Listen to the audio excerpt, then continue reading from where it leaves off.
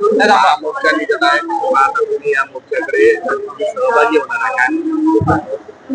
आपल्या सर्वांना कल्पना आहे की आज मुंबईमध्ये महाविकास आघाडीचा भव्य मोर्चा आहे आणि आपल्याला सगळ्यांना कल्पना आहे की विधानसभा निवडणुकीमध्ये ज्या पद्धतीनं मोठ्या प्रमाणात ईव्हीएमच्या माध्यमातून घोटाळे झाले, त्याचबरोबर मतचोरी झाली, मतदार याद्यामध्ये अनेक त्रुटी आहेत, घोळ आहेत.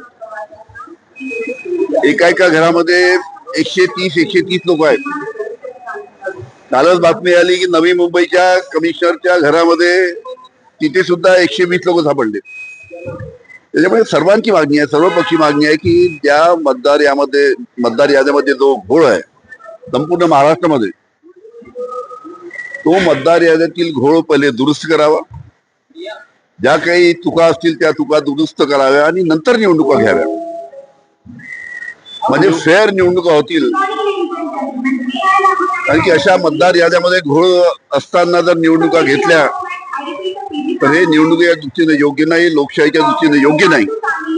आणि म्हणून मतदार याद्यातील सर्व चुका दुरुस्त करून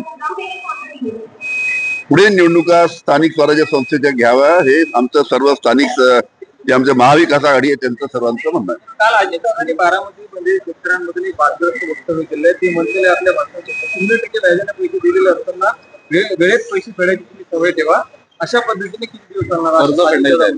ठीक आहे, अजितदादांनी बोलले असतील, पण एक गोष्ट लक्षात ठेवा की या सरकारने देवेंद्र फडणवीस साहेब जेव्हा विरोधी पक्ष नेते उपमुख्यमंत्री होते तेव्हा त्यांनीच आश्वासन दिलं होतं की आमचं सरकार आलं की आम्ही कर्जमाफी देऊ.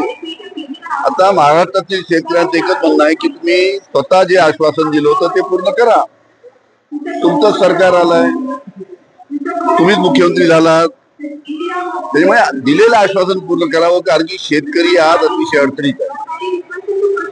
आज सोयाबीन ज्या पद्धती विकल्या जात आहे 3000च्या भावाने सोयाबीन विकल्या जात आहे.